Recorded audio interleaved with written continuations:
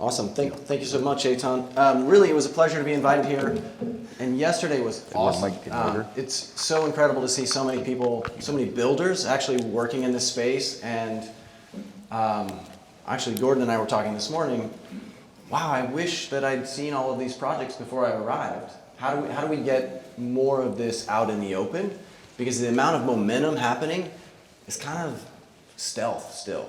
And that doesn't necessarily help our long-term goals here. So in any case, I am excited to be here. I'm a serial entrepreneur. As Eitan mentioned, I'm an associate founder of Singularity University, where I spent more than 10 years building this really interesting global brand and a huge, amazing network of people and companies leveraging exponential technologies to solve some of the biggest problems in the world. I think we started like about 100 different startups, worked with most of the Fortune 500, worked with lots of different governments all over the world, and really inspiring place. And during that time, I had 2 little kids, and I don't know if any of you have kids, but trying to like manage kids while hanging on to a rocket ship is a difficult thing. And I decided it was time for me to step down. And so I stepped down, and a month later, the world shuts down for COVID, and I get to spend a lot of time with my kids. So the lesson is, be really careful of what you wish for. Here's one, if you haven't heard of Singularity University, you can check it out. It's still going. They had to pivot radically because of COVID and whatnot. But here is a story that sort of captures what we do, also kind of captures how dumb I am. So in 2011, in many of the classes that we were running, we do executive training and other stuff. We bring like the first Google car over, and people could experience a Google car and autonomous driving. We would have classes where we talk about cryptocurrencies and this rise of this new blockchain technology and where it's at. And so in 2011 and 2012, I'm handing out Bitcoin cards to all the participants and showing them where they can go to sort of get on these new marketplaces and figure it out. And we're giving out $5 of crypto in each card in 2011 and 2012. And I think at the end of 2012, price of Bitcoin was about $10, right? So fast forward 2016, I am getting hundreds of phone calls and emails from classmates all over the world saying, Rob, do you have any more of those cards that you were giving us in the class? And I was like, no. And you know how stupid I am? I don't have any either. And it's interesting because wave after wave of technology and breakthrough I've seen, and you can see the writing on the wall. The question is, do you do anything about it? So here we are. I think we're all probably in wild agreement that blockchain-based marketplaces is directionally correct. I don't want to say it's inevitable because it's really hard to say that, but we know where we're headed because it's just so much better. There's so much that it changes and makes better for the future. Now the question is, do we have the courage and the wherewithal to actually do something about it? So I'm super excited to be here with a couple really interesting people. The folks that we have here are part of this think tank that Gordon here put together. This made up of a bunch of learning and development officers for some big companies like Microsoft and Cisco and some others, as well as some pretty amazing entrepreneurs, and 2 of which here, Dr. Anne-Marie Sastry, serial entrepreneur. She sold her last company to Dyson, and currently is the co-founder and CEO of a company called Amesite. That is a software company that uses AI to create learning experiences online. She'll talk more about that, I'm sure. We also have Kelly Cure, who is an entrepreneur. She actually transitioned from management consulting to become an entrepreneur and runs a company is part of a company called Skillfully, which is really helping develop skills and then make the connections to new jobs. And so we'll hear about that. And the reason we're all here is Gordon. Gordon has a long tenured, seasoned executive at a bunch of big companies. And recently was the chairman of the board for CompTIA, and now currently doesn't have as much responsibility and is kind of playing around as the senior VP of employment engagement, and he runs this little think tank on the future of learning. And so we all meet monthly, quarterly, to talk about the trends and things that are happening in the learning and workspace, and what should we do about it? Like, what are the big things that we should lean into? And so the most interesting thing, I think, is that we all agree that this blockchain thing is important, and the learning space has to change. And so maybe I'll start. We'll go down the line. Would love to hear each of your perspectives on the future of learning. What is it that you're working on? Where do you think we should go? So, Anne-Marie. Good morning. Thank you so much, Rob. And thank you, Gordon, for assembling the group. And thank you to the Velocity team for having us here this morning. Really appreciate that. It's wonderful to talk with all of you and hear some of the conversations and perspectives. My perspective is informed by checkered history. I'm an engineer by training. All of my degrees are mechanical engineering, but I worked for the government as a research scientist, a distinguished member of technical staff at Sandia National Labs before I was recruited to the University of Michigan.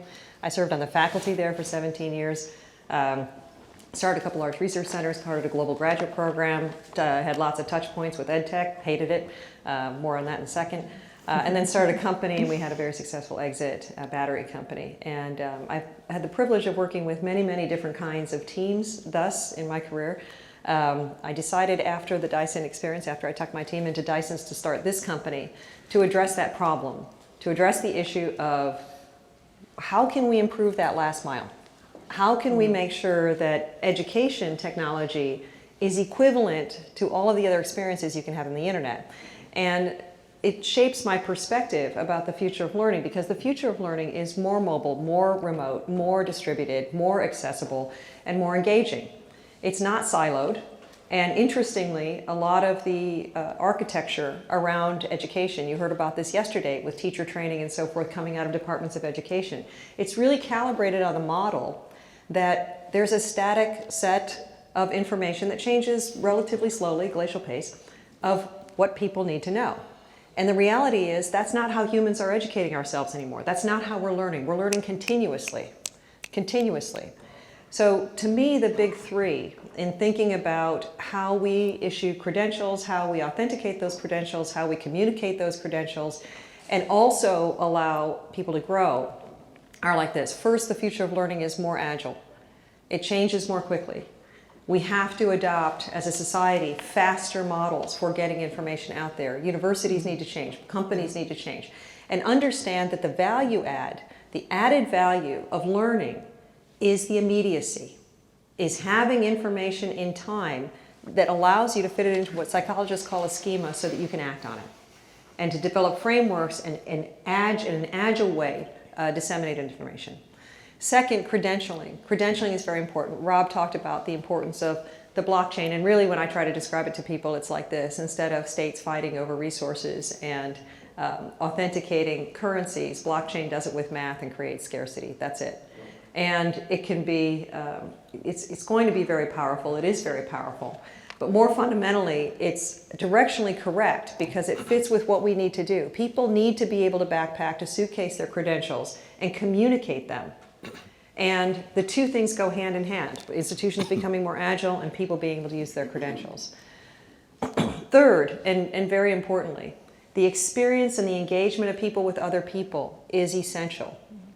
Technology has always been thought of by people who are afraid of technology, and there are some legitimate reasons to fear technology, that it will isolate us, it will maroon us, it will reduce accessibility, and it will turn every experience into a lonely experience. The reality is technology can only be successful when it connects us. We are social animals, and having experiences, learning experiences where people can engage with one another at scale, where artificial intelligence is used as a wing person, as an assist, but actually having human beings engage in learning is very, very vital. So, with that, I'm sure Kelly and Gordon are going to have amazing comments, but I just, again, very pleased to be here. I love that. One of the things that we think technology is doing is taking us away from being human and turning into robots and cyborgs. But in most cases, technology is actually letting us be more human and do more of the human things and not the robotic stuff. So Kelly, what's your perspective on the future of learning, and which part of it are you trying to build? Yeah, absolutely. And I feel like I could double click on everything you just said. I'll work backwards just to touch on something that you just said and what you just mentioned too, Rob. We see some of our learners accessing each other even post-COVID, through technology. And they're opting into more virtual events over in-person events as a way to connect and network and build their brand, because it's more accessible for them too. Sometimes we assume that in-person is better, and completely agree. But my perspective is that the future of learning is all centered around not where you've learned what you know, but what you know. And the quicker, again, to your point, Emery, the quicker that we can surface what learners know and what applicants have in their background and on their CV, the better we can connect them with the jobs. This was informed in why I started Skillfully in the first place. I was both my own customer zero and my own worst enemy when it came to hiring. And I realized that by looking at the data of my best employees were the ones without the academic pedigree for the role, and that I hired based on a gut feeling. It wasn't logical, it wasn't rational, they had the skills, but I didn't know that yet. And the same way, some of my employees that were struggling the most, and this is in a previous company before Skillfully, were those who had the perfect academic pedigree and that I hired based on their resume. So I felt the pain and I needed to get out of my own way. And that's why we started Skillfully as the last mile of upskilling to connect learners in and showcase that and validate that they have the skills to get the job. And what we're doing with that then, and what I see as the future, is bringing what we call the overlooked majority who have the skills and who are ready for the job into the fold and matching them with employers who need the talent today. Great. All right, Gordon, why'd you start this think tank on the future of learning, and where do you think we're headed? Well, thanks, Rob. A couple of things. I think the reason I started the think tank was to give back. So in 2020, I retired from Hewlett-Packard. I'd spent 30 years in that organization through Compaq, through to HP, and then HP Enterprise. And it was time to give back. I looked around and I saw I was involved with CompTIA, and I saw the research showing the millions of unemployed people, 11 million, I think is the number right now, about 5 million open tech jobs, and this big mismatch. And so the opportunity to give back was to help look at that mismatch and figure out how we could solve the problem of why are all these unemployed people not filling these jobs? And we started to dig into that via research and realized that there are a number of things that happened over time, including degree expansion, where people were retiring like myself, and many of these people didn't have degrees, and yet the replacement job postings all required a degree. Over-speccing of the job requirements, including entry-level jobs that had 5 years of experience required for an entry-level job, or entry-level jobs that had skill requirements that didn't exist previously, and therefore these jobs would never be filled because there are no viable candidates for some of these jobs. And if example, cybersecurity position, requiring a CSSP or some high level, in order to get a CSSP, you need 5 to 10 years experience. Well, if that's a spec on an entry level job, it just doesn't exist. So that's what got me motivated to look at how we start to take and match certifications and some lower level validation of skills to these jobs, because I believe the higher ed system's failing us. I believe they're not preparing students for those jobs. And some of the work I've done with a couple of universities in Canada have proven that. We're actually working with universities that are taking and adding certifications to their graduate students in their fourth year, their final semester, to make them employable. So, my drive is to give back and to find a way to help employ a lot of these people, and it feeds perfectly into the diversity side of things, because if you look at the people that can't afford to go to university, many of them are a diverse background, and those people are wanting jobs, they're skilled for jobs, and a lot of the jobs are written in such a way that they don't qualify. Yeah. All right, so we all started with we know the direction that we're headed, but there is a huge obstacle in the way. And I will just qualify the obstacle as complexity, right? So we've got several different layers of challenges in front of us. If we want to gain momentum on this new sort of jobs marketplace and verified credentials, one, the technology is complicated. It's hard to talk about. I'm sure if any of you try to tell your friends or colleagues what you're doing, they're like, start from go way back, like help me out. I don't even understand the words you're using, right? We also have this other wave where it's crypto winter, blockchain's dead, like everybody thinks that you're selling NFTs and so you're doing something evil. Then we have, like we're trying to recraft a marketplace system that's going to work entirely different than other systems that are in place. And marketplaces are hard, right? Just doing a new kind of marketplace system already is hard on top of all these other problems. So where do we start? Like which challenges should we be tackling first? Maybe we'll go back the other direction. Gordon, why don't you start? Which of those problems do you think we need to start with to gain momentum for this forum and blockchain marketplace? Well, I think you nailed it with complexity. I think we've got to simplify things so that people can understand why it's in their best interest and what's in it for them. So, in my experience at HP, we had learning management systems that we couldn't figure out why people weren't using them. Why they weren't, well, because they were complicated, because there was no purpose.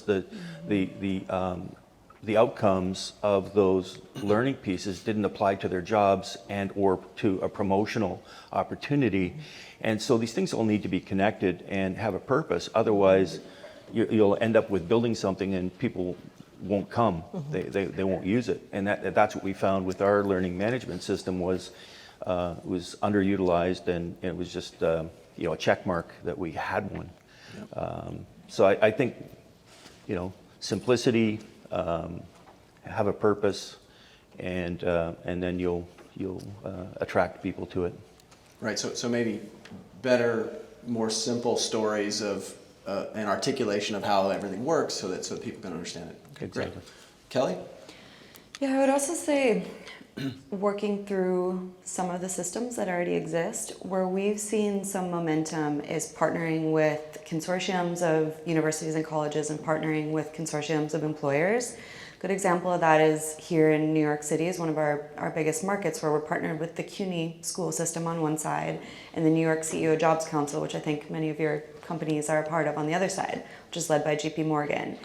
And they're helping us work through the CUNY system and working backwards. A lot of what we did in our early days of setting up was saying, okay, employers, tell us what is the minimum viable skill set that you need for somebody to do this job. And don't give us the job description, because that's not accurate for what you actually need. Like, let's ask 5 whys about every single thing that you have on that resume and get it down to, or on the job description, and get it down to 5 things. So that's what we've done to get up and running. And how we've worked that into CUNY is now the Jobs Council is now informing some of the curriculum, starting with the associate's degree programs in the CUNY system. So looking first at the 2-year degree systems, which don't feed in enough to the super high quality long-term employers that have great benefits, great packages, and that frankly change lives for students that go to associate's degree programs.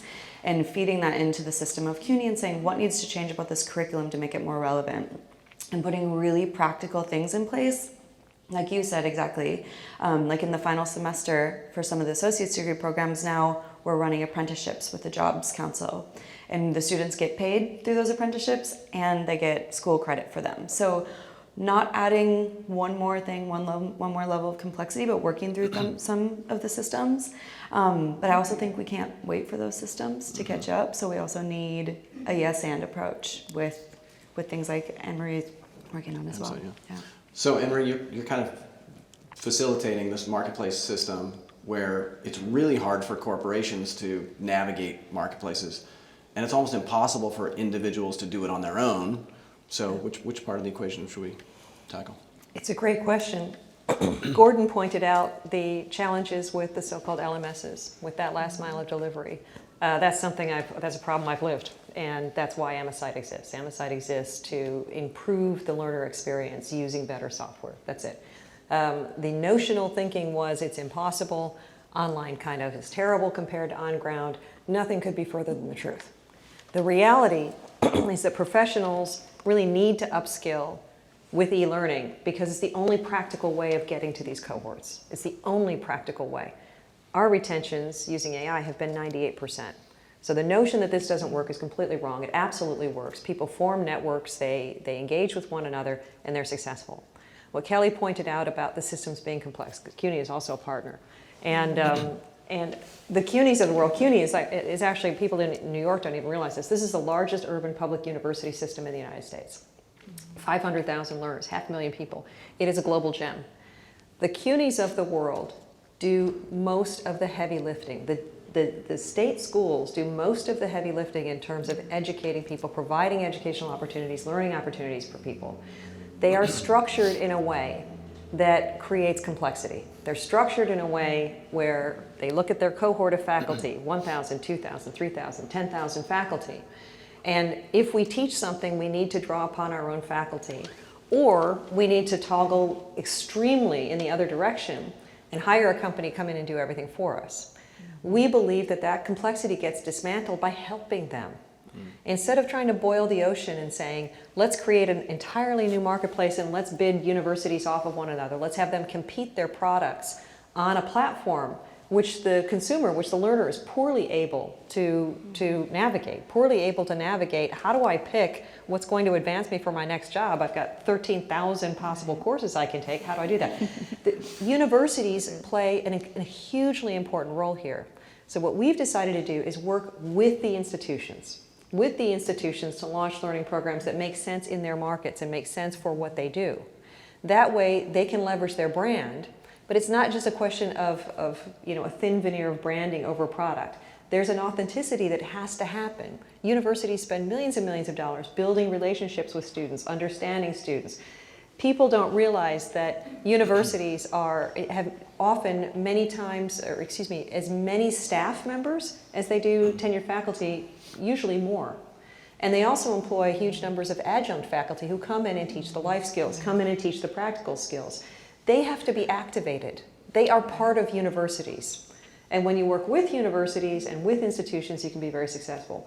We're seeing success with all of our partners, whether it's museums like the Henry Ford, Wayne State University, another great urban public university that does a lot of heavy lifting in the Midwest, CUNY, Innovation Foundation, which is Kathy Wood's charitable organization. She's amazing, delivering innovation learning for kids and high school kids as well. But that's the area where you can say, let's sidestep this complexity of creating a brand new marketplace from whole cloth and use what's there and just move it a little bit, repurpose it a little bit so it can be more helpful to people. That's great. And we'll come back to the collaboration piece because I think that is a clear analogy for the whole system with blockchain now, which is why I'm here personally, which is I think the Velocity Network being an open network is the right answer. I'm really negative about some other closed approaches that are trying to own the chain and do it themselves. I think that's a failure mode, but it's going to take time to actually build valuable collaborations. So one of the things that I read this last week is that the jobs lost in the US from COVID are all back. We've almost recovered all the jobs that were lost during COVID time. And that bounce back is the fastest we've ever seen from any kind of a downturn, right? So the Great Recession time took a long time to see jobs back. We've seen it almost instantaneously. But we still have 11 plus million jobs unfilled. And I'm afraid that good jobs report like that breeds apathy where people think, oh, well, what's just back to normal, right? COVID was just an issue that affected jobs, and now we're just back to normal. The one thing I learned definitively from my time at Singularity with all these experts is that guaranteed the future is more volatile than it is today. Change is only going to accelerate, which means the jobs are going to keep changing faster and faster. So we need a different approach to the system. And so I see this accelerating change being the biggest problem facing all companies and society in the short term.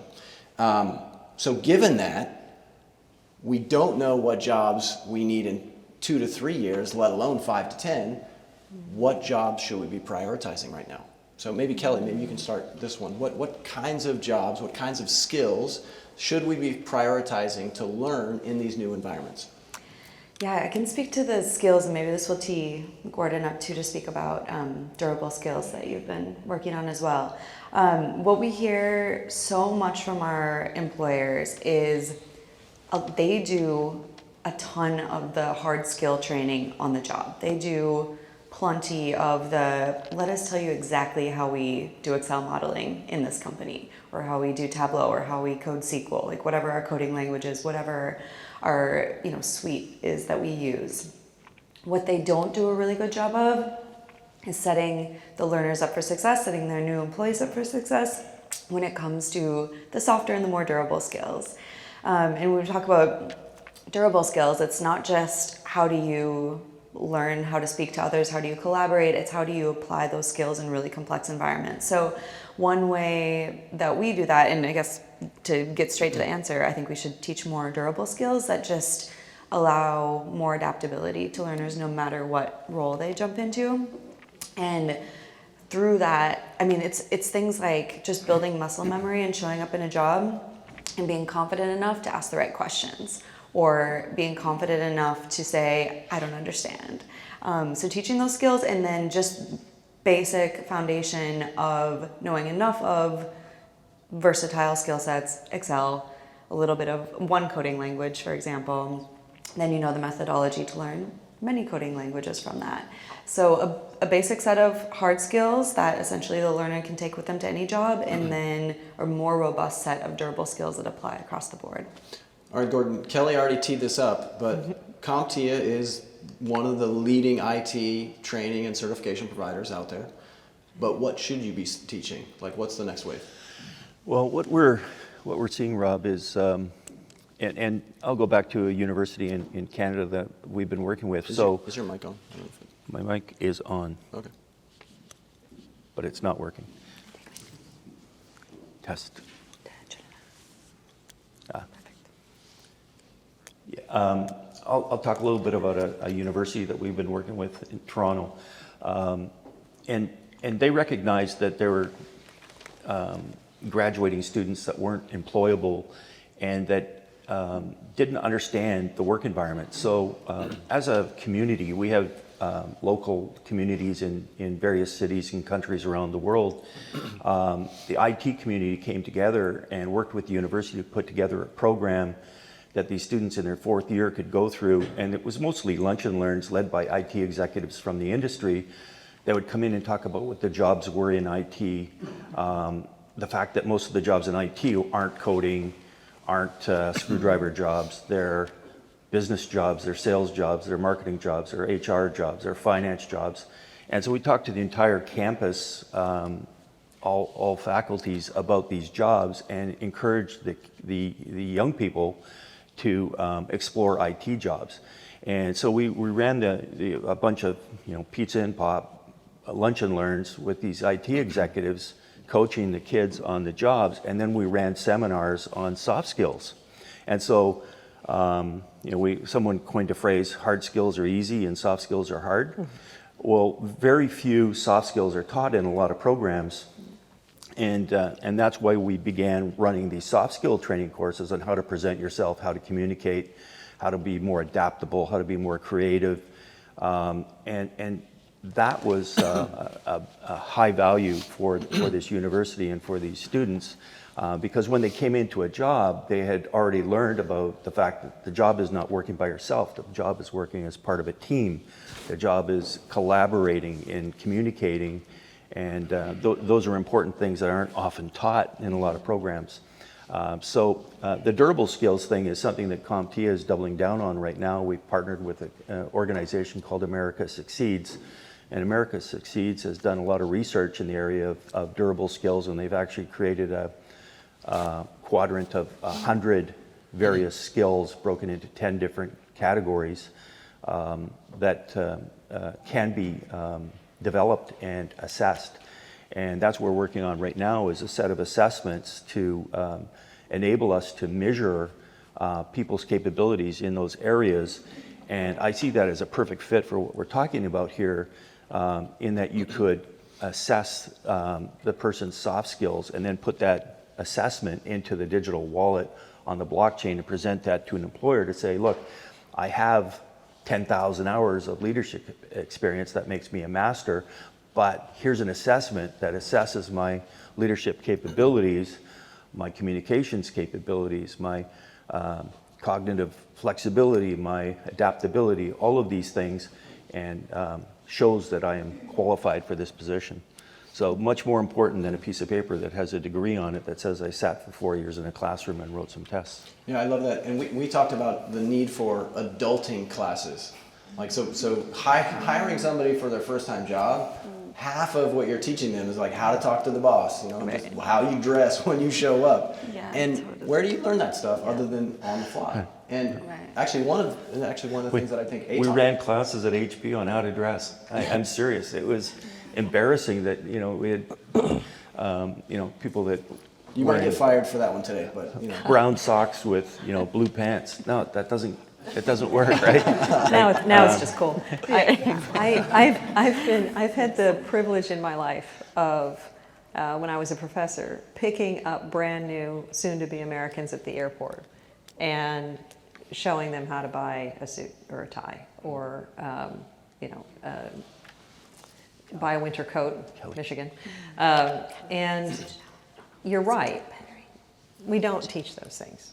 And so how do those elements of success, how do those very crucial elements of success get conveyed? Well, if you look at the widening gap between wealthy and poor, if you look at the widening gap between opportunity, you can argue that we're a flat society. Not really. Actually, where most people get those skills beyond their peers, especially if they went to a more expensive institution, they get them from their families. Yeah. And an interesting statistic, a faculty member is 25 more times as likely to have a PhD as a parent. I myself am a faculty brat. My dad was a math professor, so I fit that. And I can tell you that that leads to a barrier to access for most of the people doing the work of society. So how you address that, I think Kelly made a really good point about durable skills and calling them durable skills. I think it's absolutely right on spot. And Gordon made a very important point about his work with universities. We see this as well. We see this in a different way, though. There's a concept, and many of you, I'm sorry, I don't mean to be patronizing, but many of you have heard of this concept called schema. Psychologists talk about this, and it's really a framework. If you understand the framework of something, you can do the next thing. So you mentioned coding. Kelly said if you learn one language, you can learn another language. Very true. It's also true in quote unquote soft skills or durable skills. If you know how to treat people, when the next tech comes along and has you engaging with people in a different way, you're much more likely to grasp it. Yeah. And so being able to communicate these skills, especially from practitioners, the interesting thing is the infrastructure is in place to do that. So what we're doing is we're just unlocking that. We're saying, look at universities. You have faculty members who know these things. You have adjunct people who are happy to come in. You have professors of practice who are welcome to do this. Let's leverage that and let's use that. But it's very important to start with the understanding that the access that we think is there, not really. We have to make it more open. Yeah, Anne-Marie, you just tweaked me on one thing. It may not be apparent to some of you, but the reason the choice of durable skills was made was when you flip that over and you look at the hard skills, the technical skills, we perceive those as perishable. So they stale date very quickly. So for somebody my age who studied Fortran and COBOL and some other coding that it doesn't exist anymore. That's an example, right? A lot of skills today have a shelf life of a couple of years, as you pointed out. So the durable skills are the skills that last for life. And that's what's missing in a lot of cases. We're not teaching people these life skills. Right. Yeah. So I think there is actually a really interesting example where a country does this quite well, which is in Israel.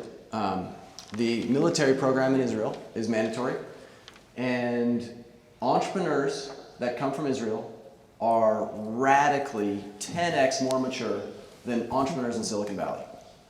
And I have loads of empirical evidence of this, right?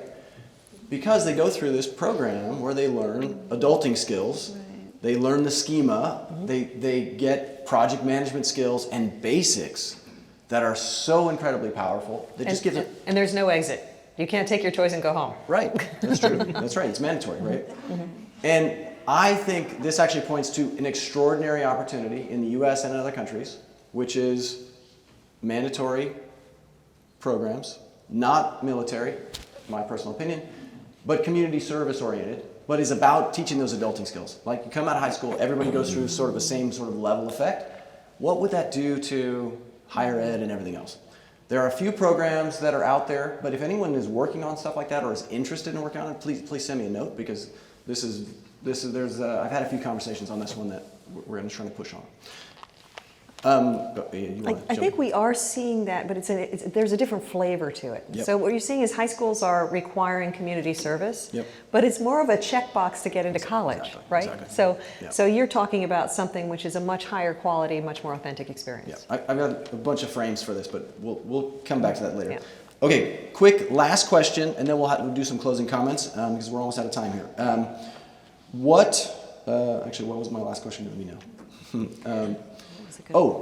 Hiring people. What does it actually take? How do we hire high quality people? What's the biggest obstacle or barrier that we need to overcome to hiring the best people today? Anything specific that we can? Yeah, I'm very biased here, but what we would love companies to look at, what we see the future in is, just moving away from what we've thought we've done is moving away from paper credentials, because we put paper credentials on LinkedIn. We're like, digitized now, technology. But really what we've done is just literally take a resume and put it on LinkedIn, and that's still how so many hiring sites work, how the majority work. They literally use machine learning, where it's like, do you have this checklist of buzzwords on your resume or do you not? Negative selection bias, in or out. Do you have a career gap? Sorry, you're out. Do you have a 2-year degree? Sorry, you're out. And through that, I use this term already, but we miss out on the overlooked majority of qualified applicants. So being open-minded enough to really look at the skills that a learner brings in, but how do you do that? Well, that's what Velocity is helping us do with validating credentials. That's what Skillfully is trying to do with validating skills, and just kind of moving into hopefully a new, and I guess this is what we started with too, a future of learning where it doesn't matter where you learned, it just matters what you know. Marie? So I'm very fortunate to work with a group of people I work with. The company, with the leadership of Mike Smiley, our director of people, and everybody on staff, has won 10 Workplace Excellence Awards. And I credit the team with deciding on what the culture will be. Our coaching is very simple. Hire people who make us better. Hire people who make us better. And if I ever have to choose between someone who has the perfect skills and an attitude that maybe not is the best team player, or hire someone who's going to be a tremendous team player and doesn't have the skills yet, I'll take the team player every day of the week. Right. And the challenge that we have is that we often fall into this thinking, we're going to hire somebody who is a cultural fit. Companies are made out of people. Every time you hire, your organization changes a little bit, and if it doesn't, you're not hiring well. Every time you hire, you should become a little bit different, a little bit hopefully better. So changing our thinking about fitting people into the culture that exists versus constantly improving our execution and our culture is something that has to happen. And getting a well-rounded view of a person, I think, is the biggest challenge. Getting that well-rounded view, because you can check all the boxes in terms of skills, but really the hard work is when you coach people how to interview others. When you say, hey, here are the questions we're asking, not this other set of questions, not a bunch of check boxes. They're important. Okay, there's going to be a barrier to entry for sure. But here are the other skills that we want you to have as an interviewer. So I would say a lot of that learning and education has to get done in your company in order for you to be good at hiring, because you quickly get to the point where the CEO and the HR person can't hire everybody. You need a group support, because when that person shows up, they need to have the buy-in of everybody who's going to help them become a good teammate. So that coaching on how to hire and how to interview, I think, is very important. Yeah. Gordon? Yeah, I have so many stories on this topic. Let me start with, I'm working with a couple of companies right now in the US that are having problems filling their jobs. And I'm working with them on rewriting their job descriptions, rewriting their job postings, making them more skill-based and taking a lot of the pedigree requirements. The problem statement that I received from the chief of staff at this organization, which is, you could figure it out, but one of the largest mortgage companies in the US, was that their department heads were hiring more people just like them, went to the same schools, the same color skin, were all male, and they wanted to add some diversity because the company was ending up looking all the same. And so, you know, focusing on skills, adding some diversity, was you know, a challenge because just rewriting the job description didn't solve the problem. We had to go back and start to train the managers on how to think differently, how to hire differently, how to make sure that they weren't, you know, using bias beyond the written job description in their hiring. Now a different story, but back in my time at HP, we had not a lot of help from HR. So we created our own program in my group around how we look for talent. So we'd have, you know, hundreds and hundreds of applications, and we'd narrow those down to, you know, 10 applicants for a position. And what we decided to do was to test the person's creativity, adaptability, presentation, communication skills by doing a simple thing. Give them 10 minutes. Say you can use the whiteboard, PowerPoint, you can use a flip chart, or you can just sit at the table. But tell us about yourself, tell us about your background, tell us why you, and tell us why HP. And you got 10 minutes. And we'd give them notice of that. We didn't expect them to do that in front of us instantaneously, so we told them, you know, the week before that that's what we wanted them to do. And we'd have everything from people sitting there nervously looking at their notes, reading us, their resume, to people that came in with a PowerPoint presentation or used a flip chart and sold us on why they were a perfect candidate for our company. And that, you know, would tell me right away whether they were ideal for a customer-facing position, whether they had the skills and capability. The resume already told us that they had the educational background, but what I wanted to see was how they presented themselves. And so we built a little program that does some of what this will do manually.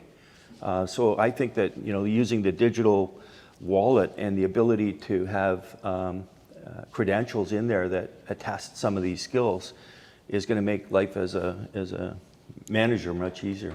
That's great. We're about out of time. I just want to sort of share my optimism for the future. I am incredibly excited and very optimistic about where we're headed long term.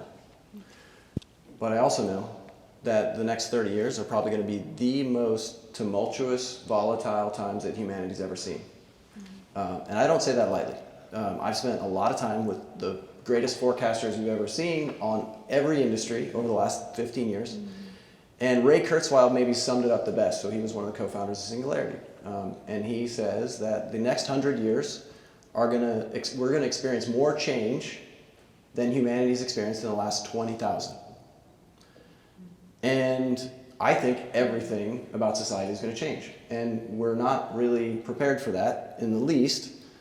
And the jobs problem, I think, is the first, I think misinformation is the first present danger, existential threat.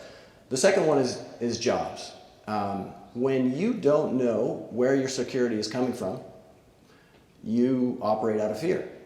If you have no hope, then you get angry.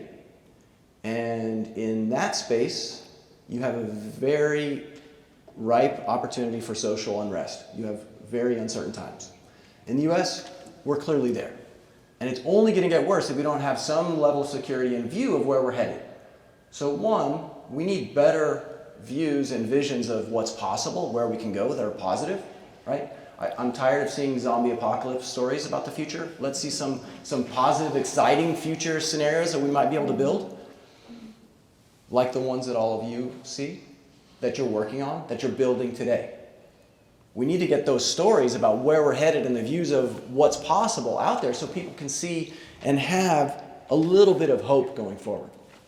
I had this conversation with Dror a couple weeks ago, and I was expressing my fear that we're building our social unrest because we don't help people see where jobs are coming from, where their skills are, and that we're going to support them in their upskilling and change. And Dror says something to the effect, well, you know, actually, it seems like every revolution that humanity has experienced probably stems from a dysfunctional jobs market. Interesting. Think about that, right? The American Civil War for sure is about the shifting tides of slave labor. The French War, the Russian Revolution. We don't know where it's headed. We're scared. The government's not taking care of us. We're going to get angry and fight. The only antidote to this is clear vision of what's possible, where we're going, and people building credible paths to get there that everybody sees and can participate in. That's my perspective. So I'll just say this weekend has given me a lot of hope and excitement for the future because you guys are building it. And I know it's real and possible, but we got to get it out there. Know there's more people to support, and kudos to all of you. Thank you for inviting us here.